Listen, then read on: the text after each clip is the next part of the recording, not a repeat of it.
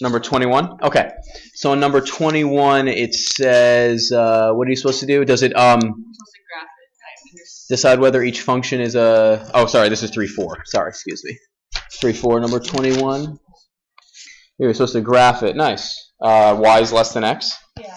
So what do you have to graph? What function should you graph? Y is less than x. No, that's what you're graphing. You're graphing the inequality y is less than x, but you need to graph that boundary line. So what is the boundary function in this case? It's right there. You just take the equality, y equals what? X. And is it going to be dotted or solid? Dotted, yeah. Y equals x and it's dotted. Good. You just graph y equals x. Okay, what do we know about y equals x? What's the slope? 1. And what's the y-intercept?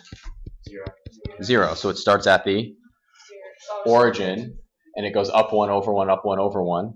So you end up with, and there's this cool draw tool, which I should use more. I realize I should use more. You got this cool double arrows right here. There it is. But is it going to be dotted or solid? Dotted, because it's not equal to. You can erase that. And now, once you have that dot, you've drawn the boundary line. Remember, you draw. You have to test a point, figure out which side to shade. How do you figure out which side to shade? It's less than, so you shade below. Yeah, less than, so you're going to shade below. Use a nice pretty color.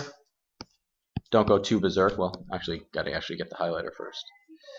But there it is. You shade below. Good. Don't go berserk on the shade. So if you had, what form is that called? Yeah, so if you had something in ax plus by equals c, and you wanted to graph it, there are a couple paths you can take. I'd imagine most of you, or many of you, are going to be comfortable with one of those paths. Anybody want to suggest something you could do to this if you wanted to graph it? What could you do? Yeah. Which is what form? So path one is turn into slope-intercept. Yes. And if you have it in slope-intercept, you have a point, the y-intercept, graph a second point with the slope, connect the dots. There's another path you can take, though. Anybody know what the other thing you could do is? If you have it in standard form, there's something you can find really easily with standard form, yeah? Yeah, y-intercept. Yeah, or that's fine. No, it's fine. You could find the intercepts. So finding the intercepts is decently easy here because the intercepts are when x is 0 or then when y is 0. So if x is 0, you have by equals c. You just divide by b. If y is 0, you have ax equals c. So you just divide by a. So if you find two intercepts, the y-intercept and the x-intercept, and you're just trying to graph the line, what do you do with those 2 points? You just connect them and you're done. Does it give you the slope? No. But if you're being only asked to graph, do you have to know the slope? You don't have to. It could if you were isolating y, slope, intercept. You don't have to, though. So you have one or the other. I like finding intercepts, but sometimes the intercepts are really nasty fractions, and you'd rather. But if the intercepts are nasty fractions, it might mean that the slope is.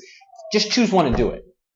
Personally, I like the intercepts. I like finding two dots and connecting them. Yeah. If you can only find 1 point. If you can only find one. If you can only find 1 point, don't you have to know the slope in order to find the other point? Or you need, if you're, yes, correct. If you have no way of finding a second point, you would need to know the slope. Yes, correct. Correct. So we have to graph both of these and figure out where the regions overlap. Where they overlap. So for x minus y equals 2, what should we do first? What's the first thing we need to do? X minus y is greater than or equal to 2. We're going to have to graph that inequality first. What's the first thing we should do? Subtract We x. could subtract x, but why are we subtracting? What are we doing? Why are we doing that? What are we trying to get into slope-intercept form? What I'm trying to get at is you need to draw the boundary line. So we need to work with x minus y equals 2. So now let's try to graph this. It's going to be the same work, but we want to graph a line first and then figure out which side. So if we want to do this, yes, we can subtract x. You get negative y is equal to negative x plus 2. And now what do I do, Nate? Divide by... Divide by what? Divide by negative. Yeah, so y is equal to x minus 2. So now that we have this in slope-intercept form, what can we do? Now that we have it in slope-intercept, we can graph this, right? So let's graph y equals x minus 2. Where is that going to cross the x-axis? Oh, sorry. When x is 0, what's y? When x is 0, what's y? -2. So -2. What's the slope of this line, Kelly? Yeah, so it's just going to go up 1 over 1 to 2. So if you graph this, you end up with this. Now you have to ask yourself, is this dotted or solid? You can tell me, is this dotted or solid? It's solid because there's an equal sign in there. And now we figure out which side we shade. Which side do you think you shade? Which side do you think you shade? Yeah, you have to be careful about this because it's not totally clear just by looking at the inequality. What you need to do, and they don't do this in the book, but I really like to do this, test a point. Either all of the points on top are shaded or all of the points on top are not shaded. So pick one point that's easy to test. What's the easiest point to test, do you think? Origin, because when you plug in 0, what happens? Things tend to cancel out, right? 0 times anything is 0. So let's plug 0 into here. Our test point, pick a point. The only restriction on your test, it can't be on the line. Is 0, 0 on that line? No. So plug 0 in. Is 0 minus 0 greater than 2? 0 is greater than 2? No. So that means 0 isn't shaded, so where do we have to shade? Above or below? Below. So now we tested the point. It didn't work, so we don't shade that region. So we end up with, I like using yellow here because they overlap pretty well. So I use yellow, and we end up with shading below. But we're not done because what else do we have to graph? X greater, okay, so we're going to graph x equals 3. What type of line is that? Is that a horizontal or vertical line? It's a vertical line. And where does it cross the x-axis? At 3. So let's go to 3 right here. And then we just have a, oh, is it dotted or solid? It is solid. And that is a terrible line. That is exactly why, what should I be using? The draw tool. Yeah, that's right. There it is. It's not bad. And then test 0. Is 0 greater than 3? No. So do I shade the left or right of this? The right. So take another color and shade to the right of this. And then what is this question asking? And. So it's is it where they overlap or is it where they all are? It's where they overlap. So take another color. You can kind of see it. Where do they overlap? They overlap right here. There's the overlap. Where do they overlap? They overlap right there. There's the boundary. It's not up here because the yellow isn't shaded, and it isn't down here because the blue isn't shaded. You shade both and see where they overlap. So we're graphing x plus 4y equals -3. What do I like to find if I have it in standard form? Let's find the intercepts. When y is 0, what's x? Nope. Nope. When y is 0, what's x? Come on, look at it. -3. There you go. And when x is 0, what's y? So what do you do with these 2 points, Kelly? Yeah, you just graph the 2 points. -3, 0 is right about here. In 0, -3/4. Am I super concerned of super accuracy on this? No. As long as you have the general location, is that okay? Yes. What do I see all the time? I see kids, the first time they graph anything, they sit there doing this. Like, do you need to do this? No. Just pick this, call it -3/4, and you are all set. So now what do you do with those 2 points? Connect them. Dotted or solid, Kelly?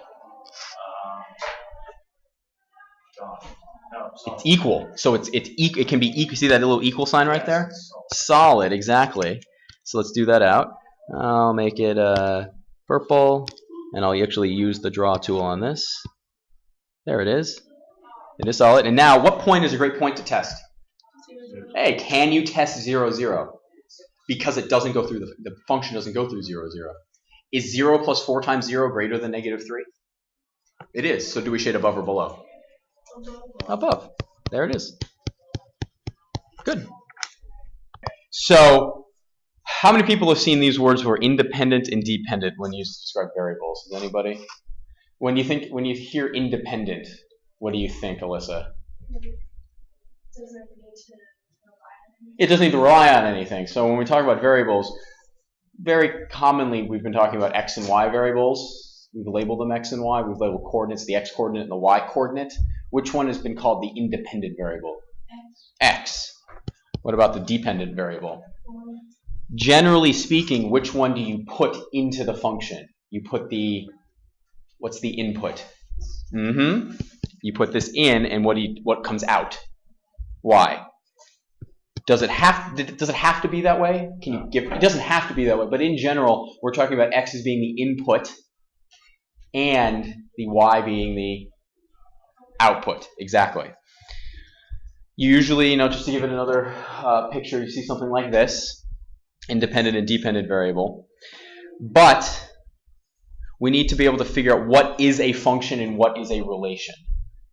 Many things you have seen are functions. Y equals 2x plus 9. That has been a function. What does that look like when you graph it? What is that? That's a line. It's a line. It's a linear. It's linear. Exactly. What about this? Y equals x squared plus 4. Has anybody seen something like that before? It curves. It's not linear. It's a quadratic. Is it a function? It is. What we need to do is come up with the definition for a function. But before that, we need to step back a little bit and look at something that's a bigger set than functions, a bigger set than functions. So for example, whole numbers, this set of numbers. What's a bigger set of numbers than whole numbers? Real numbers. Real numbers. It's kind of hard to compare them because how many whole numbers are there? There's an infinite number, right? How many real numbers are there? An infinite number, right? So it's a little bit weird to compare them, but the idea is you can have a set that lives inside something else. And the bigger set we're going to talk about is a relation. A relation is going to be any set of ordered pairs. Any set of ordered pairs. So Rourke, give me 1 point, any point you want. Just make one up. 5, 3. 5, 3 is a point. Someone give me another point. Nate, give me a point, any point you want. 1 million and 0. Sure. Someone give me another point. 6 and 1. 6, 1. Just say, yeah, 6, 1. Exactly. This set right here, this is a relation. Any set of ordered pairs. Have an x and a y for each ordered pair. It is a relation. So if I were, for example, on a graph, let's say I had a graph and I graphed this right here. Let me graph you something that looks a little weird. Whee! Let's say I graphed that. Is that a relation? Yes, because it's a collection of points on that path. So you could theoretically come up with an estimate for all these points, put them into a set, and what would they be? A relation. All functions are relations. All functions are relations, but not all relations are functions. All whole numbers are real numbers, but are all real numbers whole numbers? No, it's the same idea. It's the same idea. Now, you're going to see functions defined different ways. Here's the first way that you generally see. A function is a relation in which, for each value of the first component of ordered pairs, there is exactly one value of the second. Now, it's kind of convoluted. That's a lot of words. This is basically what you can't have. You ready? I'm going to summarize it in a picture. You can't do this. You can't go from one x value to two y values. No. No. If you see that, it's not a function, it's a relation. This is what can't happen. You can't go from one x value to two y values. Someone give me a point. Nate, give me any point you want. Don't say, here, we need to clean one thing. Say 1, 2. 1, 2. Give me any other number. One number, Calvin. 6. If I plotted these points, what do you see? How many x values do you see amongst these 2 points? Where's 1, 2, right? Well, that's pretty bad. Let's say 1, 2 is right here. 1, 2, and 1, 6. How many x values do you see? I see 1. What is the x value? 1. How many y values do you see? 2. So could this represent a function? No, but it is a relation because it is any collection of ordered pairs. Any collection of ordered pairs. So let's look at this one right here. All the x values are blue and all the y values are red right here. Does that represent a function or a relation? Or sorry, does that represent a function? I'll leave it at that. Does that represent a function? Yes, it does. Because 1 goes to 2, -2 goes to 4, and 3 goes to -1. There's no splitting. There's no x value that goes to more than one y value. What if there's one? What if 2 of them had 1 as an x value? Then That's totally fine. Can you do this? Yes. You can go from different x values to the same y value. That's fine. But you can't split from x to more than one y. I always keep like little this in my head all the time. What about this one? It's a little harder to see. Are there any other negative 2's in here? Oh, you just asked about this. Look, 1 goes to 2, and so does 2. Is that okay? It is. So is this a function? It is a function. And remember, all functions are... No. All functions are relations. Are all relations functions? No. What about this one? Is this a function? Relation. It's a relation because we have negative 2 going to 1, and we have negative 2 going to 0. And no. Yeah. Negative 2 is going to 1, and negative 2 is going to 0. You can't have that, so this is not... I like the y values. What? The y values, because there's 2 ones. Yeah, there's 2 ones for the same x value. Yeah, so it's not a function. Negative 2 maps to 1, and negative 2 maps to 0. Goes both places. So it can go like it can go like this. This is fine. You could have 6 and 8 both But going it to can't 4, go but it can't go the other way. Basically, it works like this. Horizontal is okay. Vertical, no. We're going to get to this in a second. Horizontal is okay. Vertical, no. We're going to get to that in a second. Can you write functions different ways? Can you write them as these little blob sets right here? Yeah. Is this a function? Yeah, because 1 goes to 2, negative 2 goes to 4, 3 goes to negative 1. But what happens here? What's the shape that we don't like over here? We don't like, well, the z is, we just don't like that part of it, right? Because negative 2 and negative 4 both go to what? 1. Can you have that in a function? No. It is a relation, but it's not a function. You could write this out. This would be negative 4, 1, negative 2, 1, and negative 2, 0. I'm sorry. Negative 2 is splitting to more than 1. I'm sorry. Negative 2 is splitting to 1, and, yeah, we don't like this one. I'm sorry. We don't like this. Because negative 2 is pointing to 2 different values. We don't like that. Graphically, how do we identify it? Well, take a look at these. Do any x values map to more than one y value on this? More than one y value would be above or below. Are there any points above or below 3, negative 1? Nope. Any points above or below this one? Nope. Nope. That's the points graphed. So would this be a function? Would this be a function? Yes. Mm-hmm. Yes. A function. Absolutely. Okay, a few more here. What about this one? We didn't plot any points, but what do you think? No.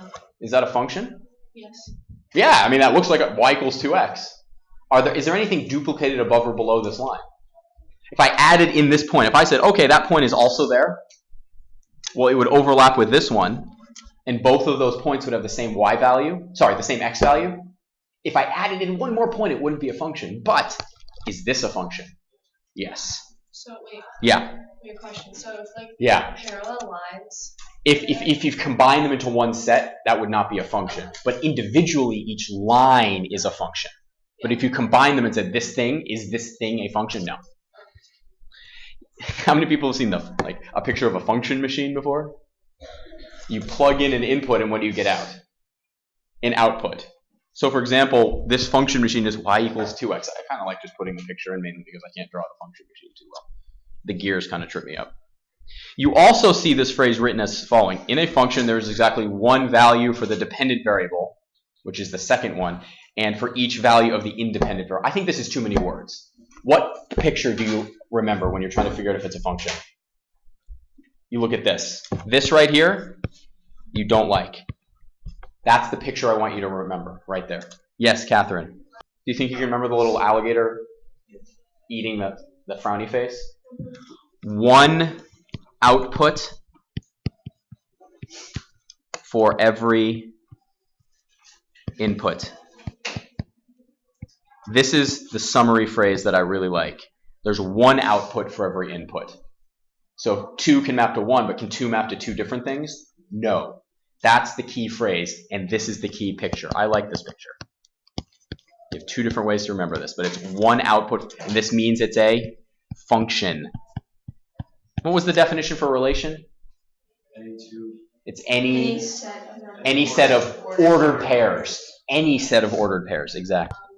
-6 is. You have to say this with x is. X is -6. X is less than or equal to 6 6 and greater than or equal to Exactly. Because can you list out all these points? No. You actually have to write this out. You could write this in set interval notation. What would the interval notation for that be right there? What's the interval notation for that? Comma 4. And the interval notation here is? And is it hard brackets or soft brackets? Hard. Because it's equal to. Yep, exactly. Good. What about this one? Let's look at C, for example. What about C? What do you think the domain of that function is? Keep in mind these arrows, it keeps on going, right? What do you think the domain is? No, it is defined. Positive infinity. Yeah. Comma. Well, negative infinity, comma.